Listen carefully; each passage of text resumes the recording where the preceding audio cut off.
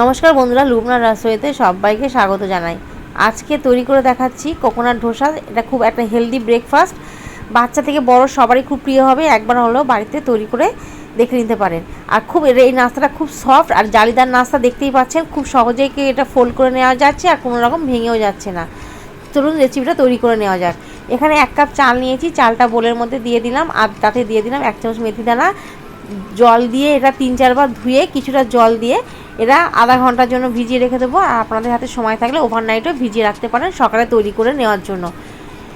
একটা প্যান বসিয়ে দিয়েছি, ভালো মতো গরম করে নিই। তাতে 2 চামচ কুকিং অয়েল দিলাম আর তেলটা গরম হয়ে যাওয়ার সাথে সাথে দিয়ে দিলাম 1 চামচ সাদা জিরে, কালো সর্ষে দিলাম 1 চামচ, 3টে রসুনের কোয়া আর কারি পাতা 10-12টা। সব কিছুকে দিয়ে যখন সব কিছুর মধ্যে ক্র্যাকেল ভাব তৈরি হবে তখন তাতে দিয়ে দিলাম 1 বাটি ড্রাই নারকেল। এটাকে দিয়ে ভালো মতো সব কিছুর সাথে মিশিয়ে নিতে হবে 2 থেকে 3 মিনিট। ভালো মতো মেশানো হয়ে গেলে আমি ঢেলে নিচ্ছি মিক্সিং জারের মধ্যে।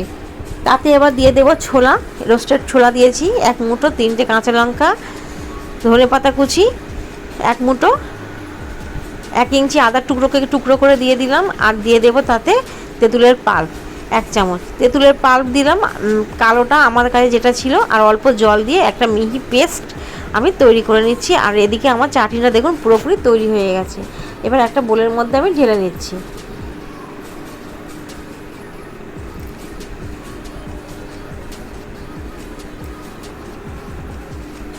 এদিকে যে চালটা আমি সোক করে রেখেছিলাম অনেকটা পুরো নরম হয়ে গেছে, দেখতেই পাচ্ছেন।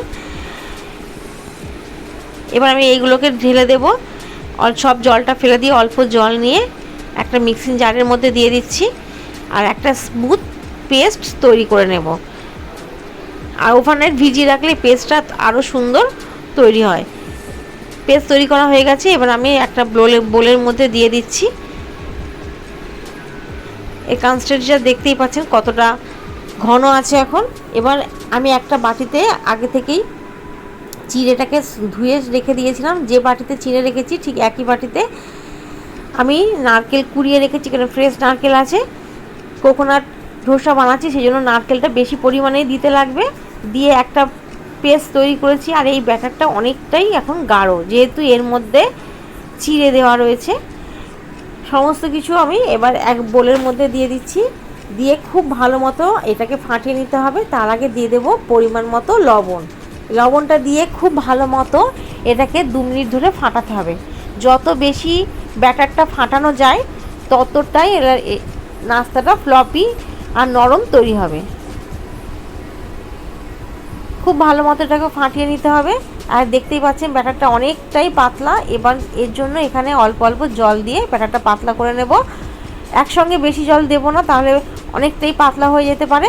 এই জন্য অল্প জল দিয়ে প্রথমে মিশিয়ে নিয়ে তারপর প্রয়োজন হলে আমি আরও একটু জল দেবো। এখন দেখতেই পাচ্ছেন ব্যাটারটা কতটা পাতলা হয়ে গেছে। এবার এর মধ্যে দিয়ে দেবো বেকিং সোডা। সোডাটা দেওয়ার সাথে সাথেই একটা ফার্মেল্ট তৈরি হয়ে যাবে আর অনেকটাই হালকা হয়ে যাবে, নরম হয়ে যাবে। ব্যাটারটা অনেকটাই পাতলাও হবে। সোডাটা দিয়ে 1 মিনিট খুব ভালো মতো এটাকে মিশিয়ে নিতে হবে। আর ব্যাটারটা দেখুন অনেকটাই নরম হয়ে গেছে, আমি আপনাদেরকে দেখাচ্ছি দেখুন কতটাই পাতলা হয়ে গেছে। এবার এদিকে একটা কড়াই বসিয়ে দিয়েছি, কড়াইটা গরম করে নিয়েছি, তাতে 1 হাতা ব্যাটার দিয়ে দিয়েছি। দিয়ে সঙ্গে সঙ্গে গ্যাসের ফ্লেমটাকে একদম লোতে করে দিয়ে ঢাকনা চাপা দিয়ে দিতে হবে।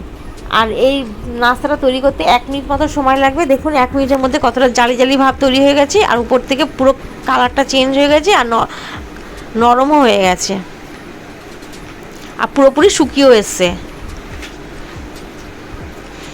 একটা আমার তৈরি করা হয়ে গেল। একটা তৈরি করতে আমার 1 মিনিট মতো সময় লেগেছে। আমি আর একটা ব্যাটার আমি দিয়ে দিলাম, আর একটু দিয়ে দেওয়ার সাথে সাথেই ঢাকনাটা চাপা দিয়ে দেবো আর গ্যাসের ফ্লেমটা একদম লোতে করে দেবো।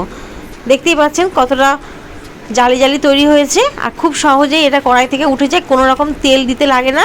তেল ছাড়াই একটা নাস্তা আর হেলদি রেসিপি অবশ্যই বাড়িতে তৈরি করে দেখে নিতে পারেন। বাড়িতে যতক্ষণ না তৈরি করবেন আপনারা বুঝতেই পারবেন না যে এটা কতটা সফট তৈরি হয়েছে।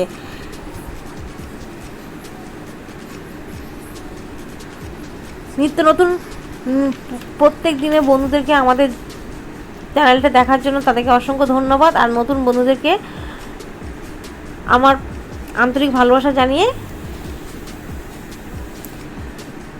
আমার চ্যানেলটাকে সাবস্ক্রাইব করে নেওয়ার অনুরোধ রইল। পাশে থাকা বেল আইকনটি প্রেস করবেন নতুন নতুন রেসিপি সবার আগে নোটিফিকেশান পৌঁছে যাওয়ার জন্য।